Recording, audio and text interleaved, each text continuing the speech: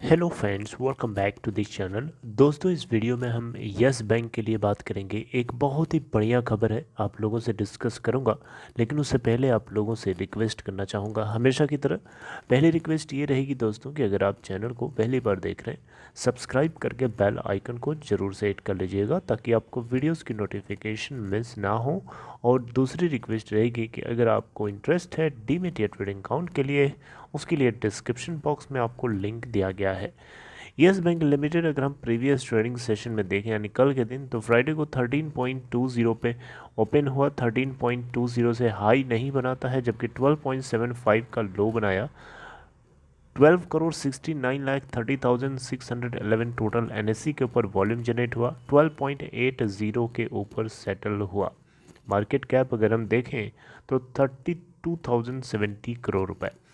आइए latest update की बात करते हैं, खबर की बात करते हैं। तो दोस्तों, आपको बताना चाहूँगा, यस बैंक लिमिटेड के अंदर दो ऐसे प्राइवेट इक्विटी इन्वेस्टर्स हैं जो इन्वेस्टमेंट करने के काफ़ी करीब बताए जा रहे हैं।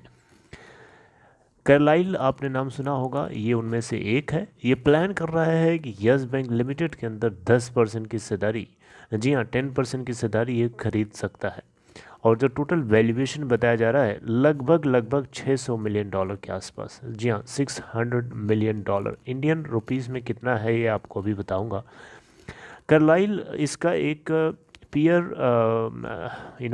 इसका पीयर है, यानी जो इसके साथ में मिल करके एक और है प्राइवेट इक्विटी इन्वेस्टर जो रेज करना चाहता है, जो फंड इन्फ्यूज़ करना चाहता है इसमें। यहाँ आप देख सकते हैं कुछ हिस्सेदारी लेना चाहता है इसमें, इस बैंक के अंदर, और 10% दोनों की लेना चाहते हैं।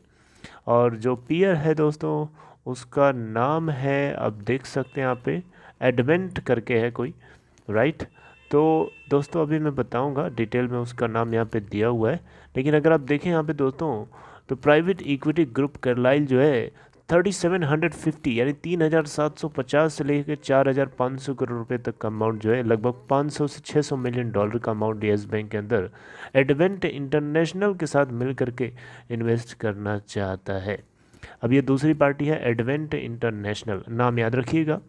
तो दोस्तों, ऐसा बताया जा रहा है कि जो बैंक है यानी यस बैंक है, वो प्राइवेट इक्विटी इन्वेस्टर्स से लगभग 7,500 से लेकर के 11,250 करोड़ रुपए, यानी 1 to 1.5 बिलियन डॉलर का अमाउंट जो है, इसके ग्रोथ कैपिटल को फर्दर बॉल्स्टर करने के लिए, इसके बैलेंस शीट को और ज़्यादा मजबूत करने के लिए यूज़ करना चाहता है, राइट। आपको पता है आज से 2 साल पहले बैंक की क्या हालत थी, लेकिन धीरे धीरे situation time by time better हुई। और अभी भी जो इन्वेस्टर्स हैं इसके अंदर, इसके स्टॉक प्राइस को लेकर के बहुत ही ज़्यादा डिसअपॉइंटेड हैं, क्योंकि इसका मोमेंटम आता ही नहीं है इस बैंक के स्टॉक में। क्योंकि जितना भी प्रॉफिट क्वार्टरली जनरेट कर रहा है, उससे कहीं ज़्यादा इसको जनरेट करना पड़ेगा, तभी ऐसा कुछ होता हुआ दिखाई देगा। बहरहाल दोस्तों, अगर हम देखें मुद्दे की बात, तो यहाँ 10,000 करोड़ रुपए लगभग यहाँ पे बताया जा रहा है कि रेज़ किया जा सकता है। और इसको लेकर के बैंक के बोर्ड ने जनवरी 21, 2021 को ही अप्रूवल दे दिया था। बहुत पुरानी बात है ये, राइट। और इसमें क्वालिफाइड इंस्टीट्यूशनल प्लेसमेंट और फॉरेन करेंसी कन्वर्टेबल बॉन्ड्स भी शामिल किए गए थे, राइट। और यस बैंक ने यहाँ पे सक्सेसफुली इन्वेस्टर्स को अभी तक किसी भी तरीके से अट्रैक्ट नहीं कर पाया है। इन लेट दिसंबर बैंक के बोर्ड ने जो है कैपिटल को रेज करने का जो प्रपोजल था उसको एक्सटेंड कर दिया था, in the form of equity हो सकता है, बॉन्ड्स, वारंट्स, या कोई और लिंक्ड सिक्योरिटी हो सकता है, राइट। जिस तरीके से 2017 में बेन कैपिटल ने एक्सिस बैंक के अंदर 1.8 बिलियन डॉलर पंप किया था, बताया जा रहा है कि कुछ ऐसी सिचुएशन यहाँ पे भी हो सकती है यस बैंक के साथ। दोनों एडवेंट एंड कार्लाइल यहाँ पे एडवांस्ड स्टेज में हैं, उनके ड्यू डिलिजेंस चल रहे हैं बैंक, यस बैंक के साथ में। और बताया जा रहा है कि इस महीने के एंड तक ये मामला पूरा का पूरा फाइनल हो सकता है। एग्जैक्ट क्वांटम जो है इन्वेस्टमेंट का हमें तभी पता चलेगा जब ये पूरा मामला फाइनलाइज हो जाएगा। तो हाई स्टेज पे बातचीत चल रही है।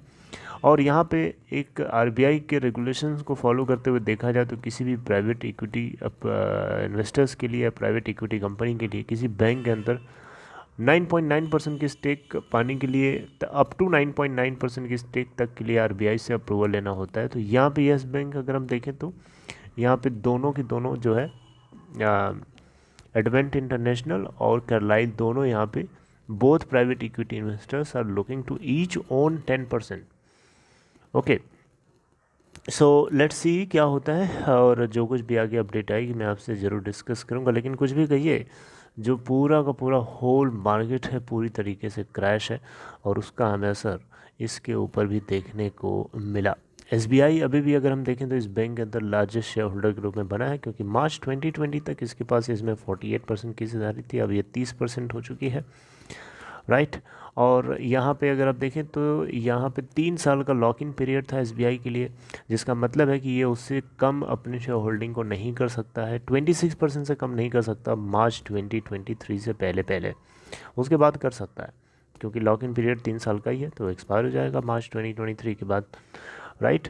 तो यहाँ पे आपको पता ही होगा कि 7,810 करोड़ रुपए इन्होंने एस बैंक के अंदर SBI ने 2 पार्ट्स में पंप इन किया था। बहरहाल ये बातें आपको ऑलरेडी पता है। थोड़ा सा आपको और बता दूं, यहाँ पे कुछ और बैंक्स हैं, जैसे कि IDFC फर्स्ट बैंक है, ICICI बैंक है, बंधन बैंक है, एक्सिस बैंक है, ये सभी भी पार्टनर्स हैं, मतलब ये सभी भी शेयर होल्डर्स हैं यस बैंक के अंदर। तो दोस्तों ये एक अपडेट थी इसके फंड रेजिंग प्लान को लेकर के, एंड आगे देखते हैं। इस महीने के एंड तक बताया जा रहा है कि फाइनल स्टेज पे हमें होता हुआ मामला दिखाई देगा। चलिए आगे मिलते हैं नेक्स्ट इन्फॉर्मेशन के साथ। Till then take care.